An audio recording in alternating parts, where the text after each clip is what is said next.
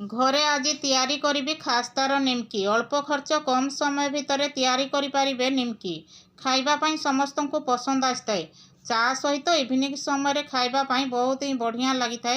Welcome to Odia बहु lifestyle. मु किछि मैदा नहीं स्वाद अनुसार लुण देली अल्प टिके जुआली हाथ में क्रश करी देली निमकीर फ्लेवर भल आसो आ डाइजेशन को भी हेल्प करिवो। 2 चामच केते मु रिफाइन ऑयल ऐड कली खास्ता हेबापी सब जिनस दे सारिबा परे भल भाव हाथ में मिक्स करी गुड़े देली।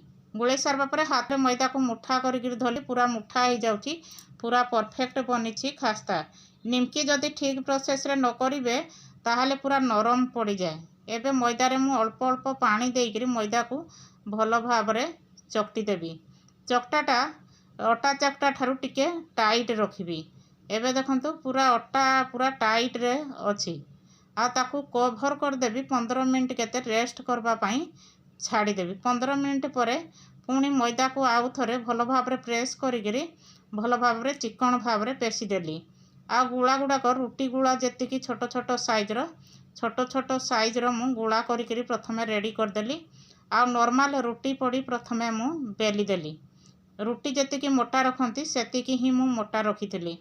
आ प्लस पड़ी डिजाइन प्रथम मु काटिदेली टिके बड़ साइजर निमकी है जमती ताकू छोट छोट साइज करी निमकी की काटिदेली।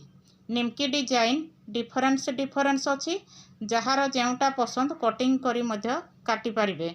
काटी सारबा परे कंटा चामच साहाय्य जदि कणा कर देथिबे हेले तेल रे छाणीबा समय रे फुलिबनी नले फुली गले पूरा पूरी पड़ी नरम हो जिवो।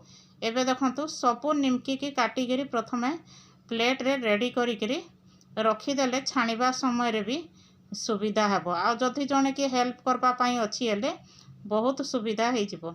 एबे देखंतु पूरा तेल पूरा लो फ्लेम रे अछि सेति की कम हीट तेल रे मु निमकी की देली। धीरे धीरे जदि निमकी है बोले निमकी पूरा क्रिस्पी हेबो। तळ पट जेमती हल्का टिके लाल कलर हो गला एपट सेपट ताकू उल्टे देली। एबे लाइट गोल्डन कलर रो निमकी रो कलर आसीगला जेमती ताकू छाणी देली। याकू मासे पर्यंत रखिकी मध्य खाई पारिबे। निमकी रो साउंड रो जानी पारुथिबे निमकी केते क्रिस्पी अछि। आजिर ई स्नैक्स टी पसंद आसीथिबो। छुआ मानकू निमकी एते स्वादिया लागिबो जे मार्केट रे मिलुथिबा पॉकेट वाला निमकी को भूली घरे तैयारी निमकी को 2-3 दिन भितर खाईकरी शेष कर देबे। एबे सुपर टेस्टी निमकी रेडी हो गला। यही छोट रेसिपी पसंद आचे लाइक सब्सक्राइब करते रही। जय श्री जगन्नाथ।